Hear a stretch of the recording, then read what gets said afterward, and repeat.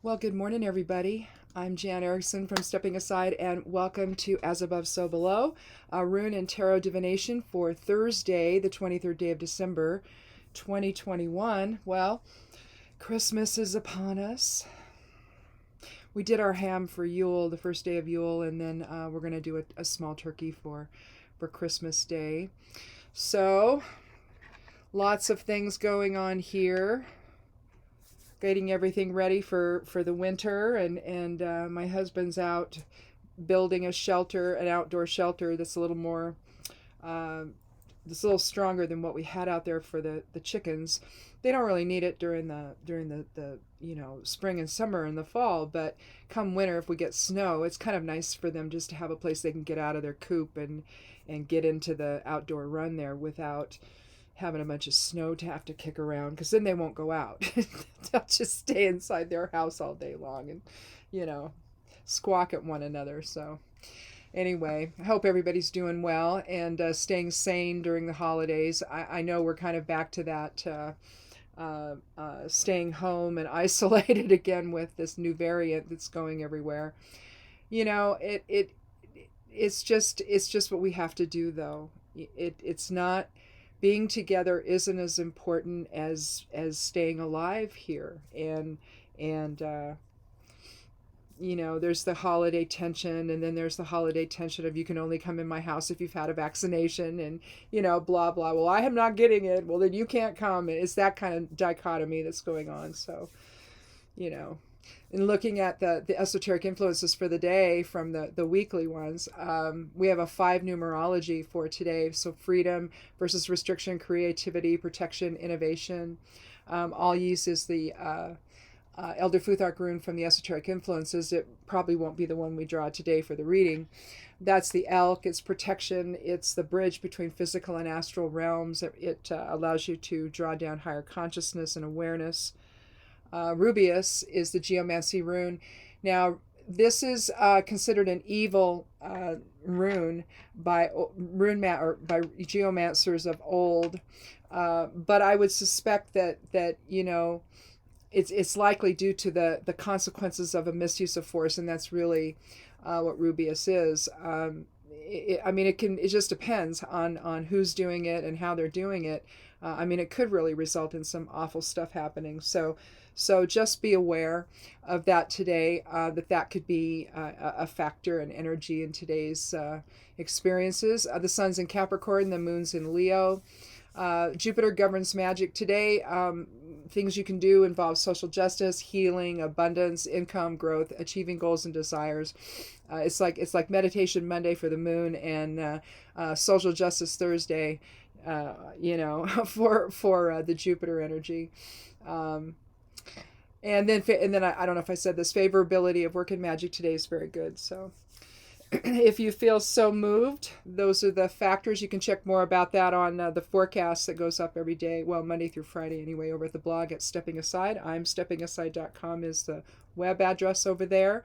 If you want a little more detail, you can follow me over on Patreon to get recommendations for each day of the kinds of things you can do, and all of that. So it's a little more involved over there. So anyhow, just quickly going over what the esoteric influences were for today.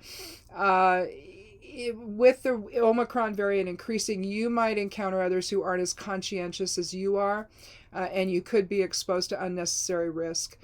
So take measures to protect yourself, especially if you end up in a confrontation with somebody that doesn't, wear a mask or gets angry about others that are doing that. It's not worth having a conversation with them. You might want to speak your mind, but it's best to exercise self-restraint. Again, this Rubius energy could be a factor there. Not everybody's on the same page with this, and as we all know, and I don't know what you do at this point to convince anybody otherwise. So I guess you just do the best you can and just protect yourself.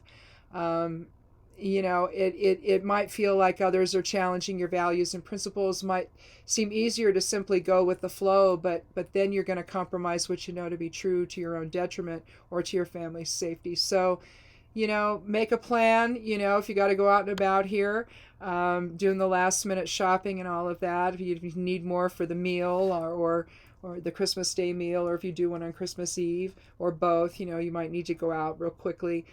Be very focused, get what you need and get out, and keep your head down. Don't talk to anybody. And just don't get caught up in anything, because you can't control what the other people are going to do or say. So just get your stuff done and get on home. I think that we've pretty much got everything, and so we're going to be hopefully home, unless maybe for a short jaunt up to the grocery store early in the morning or something, because we've got a grandchild coming in the middle of next month. So we want to be there for that. And so we're just going to hunker down and not go anywhere. I mean, I don't know what else we can do. Let me get rid of that there. All right. Well, let's go ahead and take the rune for today. And see if it's anything like all ye's, and then we'll do the geomancy rune and see if it's anything like Rubius, or if we've got hopefully we've got some better energies at work here when we do this one. Those I do them ahead of time when I'm doing the Esoteric Influences for the week that go out in the newsletter on Saturday nights. They also get posted on the blog on Sunday, and I cross-posted over there on Medium. Well, here we have Sawillo. This is the rune of the sun, or the rune of the will. It's basically Kenaz forward and reverse, kind of in a skewed fashion, but there. It's also an as above, so below rune. I was is, let's see, this one is, all ye's is. It's the idea, especially when you've got some kind of a line of demarcation here. Here's the above and here's the below. And so it invokes the higher awareness. It invokes the will. It's a rune of success, of clarity, of enlightenment, of awakening. Let's see what the geomancy rune is going to be. If this is your first time here, when I do the geomancy, you can do this a variety of ways. You can grab a handful of peas or beans and throw them down and count them. And if you get an odd number, that gives you a single dot. If you get an even number, that gives you a dual dot. So you don't need to make runes, but I just found it easier to do that. Since this goes into an order of air, fire, water, and earth, then I have individual runes. This one is for the water element. There's a single dot on that side, and then two dots on the other. And then it's just easier to do it that way. Otherwise, I'm in the dark here, so. But if you don't have anything like that, you can always just go in your kitchen and get something, and just work with little handfuls and count and see what you've got. And then you throw them down. If you're going to do that, they're going to have to throw them down 4 times to discover all 4 places on the rune. And so this way I don't have to do that. Let's see. Oh, okay. I have Caput Draconis. Now, there's basically 8 geomancy runes, but when you consider their complement, you have 16. Well, the north and south nodes of the moon, let's see, here we have Caput. The north node governs the future, and so this is Caput Draconis. Kata would be its opposite. That would be the south node of the moon. Now, the south node of the moon is considered is considered evil, and that's, I think, simply because it means karma, basically. And everyone thinks, oh my goodness, karma is a horrible thing. Well, it's not. It's just there to alert you to stuff maybe that you didn't resolve in another lifetime that you've had, or maybe that you've not dealt with during the current lifetime. And so it's just the cause, the result of cause and effect, basically. It's just there to teach you. But here we're talking about new beginnings and invoking the will from a higher level of awareness. Maybe that's you're going to proceed along a path in full clarity. If you're looking at both of those together, that could be an overall influence there. So it's suggesting a new direction, basically. If we'd gotten Vaya, it would be definitely a new direction, a new path, or a new journey is opening. But overall, you have this could be, less tangible. It could be you're starting to shift your perception into a new area. Maybe you're looking at how you felt about things this last year, and maybe now you're seeing that some of that needs to be adjusted maybe. So you're looking at it from that standpoint. I have a heck of a time with brand new cards. I said this on Monday because I'm using a new deck, the Magic Seer deck. I love the colors. You know, the blues in them are a little more of a gray blue. I just think it's gorgeous. Plus, I don't think I mentioned this, but I'm sure you noticed, they don't have the border. The picture goes all the way to the edge like the Morgan Greer deck does. And I love that, you know. So I just thought, you know, it's still a Rider-Waite deck. But I thought, you know, I'm going to get something different here. I was in the mood for a new deck, and I needed one more thing to bring my, you know, my Amazon order up, right? And so I got it, and I really like it, but I just haven't broken them in well enough yet. So I'm sitting here having a horrible time with this. Let me get my keyboard out of the way and bring the runes here. So basically with the Esoteric Influences energy, we're looking at Alyi's, which is also higher consciousness, and then Rubius, which is a misuse of force or really impulse control. That's totally lacking, totally gone, totally self-serving. To awakening from that, possibly with the rune Sawillo, and then going on to a newer, having awareness, I guess, inform our future plans and choices and decisions. So those are the energies at work so far. Let's take a look at the cards, though. Did I get all over my desk? Well, you never know. I do herbs in here, so you know it's usually herb debris everywhere. And the floor, oh my Lord, I don't even want you to see my floor. Let's see. Oh, well, this is interesting. I need some tea. So we have the Nine of Wands, excuse me, the King of Cups, excuse me, and we have the Sun. So the Sun's going to align with Sawillo for certain. Let's go ahead and we're going to put that as significator because we, and when I do that, it just means that it's going to be like the overarching, overall focus of the reading. And I think, and I'm doing that simply because I've got Sawillo, so we're going to put those two at the top. And I think that as far as Kappa Draconis, I think we're going to probably think of that in terms of the king. The king is looking toward the future, so, you know, one of a little more compassion maybe. The Nine of Wands is an interesting card. You could kind of look at it a couple of different ways. Either he's looking back to see the support that he has, but to me there's a furtiveness to his glance backward. You can see that he's really been through it. He's been through the battle. You see the bandage there, and I think you can see one on his arm right there too. But the Nine is about endings and completion. It's also about spirituality and generosity and all of that. But it's basically about endings and completion. And so whatever the inner battle's been, it's over. Okay? And I think that when you're looking at the Sun and also Sawillo, again, I think I kind of said that or suggested that when we were talking about just the runes themselves. Is there a shift in perception? Are you starting to realize something that maybe you've thought, nah, isn't exactly true or isn't completely true, maybe needs just a little tweaking, you know? It's like, oh, it's like I was kind of headed in one direction with this, but really I should have been going in that. And it's not that, you know, some of what you're thinking, you just need to throw all of it away. It's not necessarily that. It's just maybe you needed some more clarity on something and you've gotten it.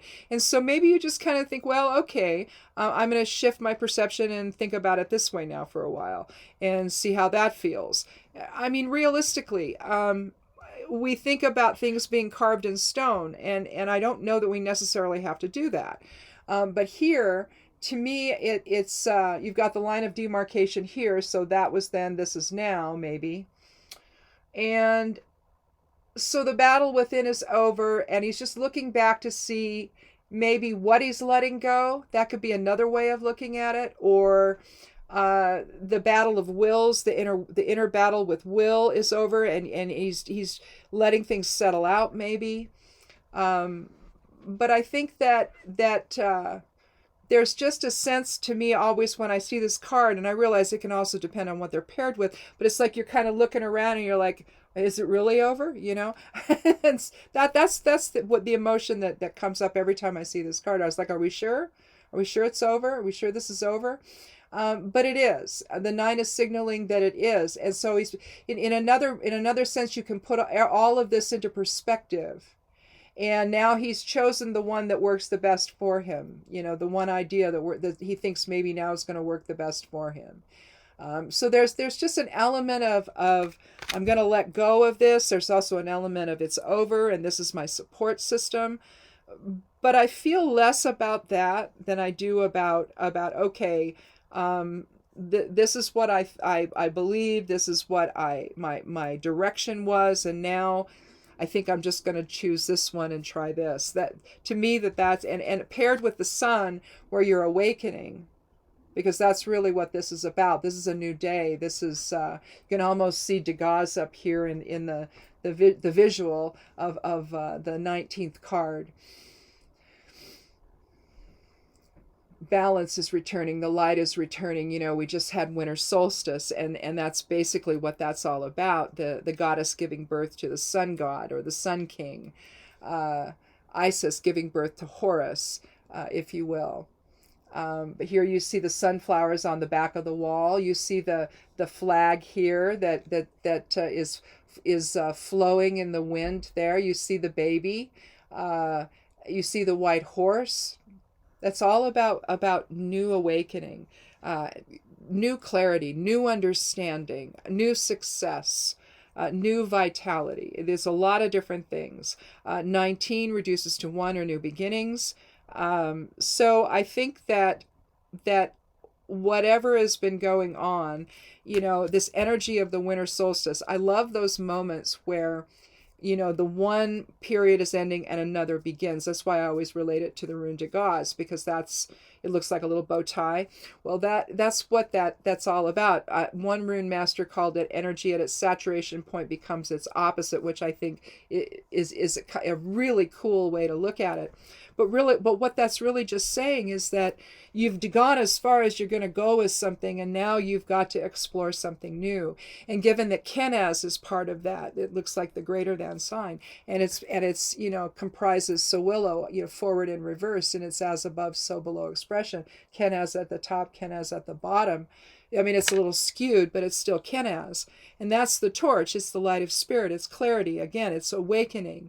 It's having that moment of realization where it's like, oh, everything comes into perspective, and then you move on to the King of Cups, which, I'll just be honest, I'm biased against the kings and I'm biased against the emperor, because I just think it represents patriarchy and the effect of patriarchy that we're seeing playing out right now around the world. It's nutty what's happening. But here, and this is, you see in the way they do this card, you see this is this lovely grays that they're working with, and it's a little bit more indicative, I think, of the passive aggressive nature of this card. You're looking at cups, which is the emotions. It's the water element, and I love that they have him on. You can see water all around him.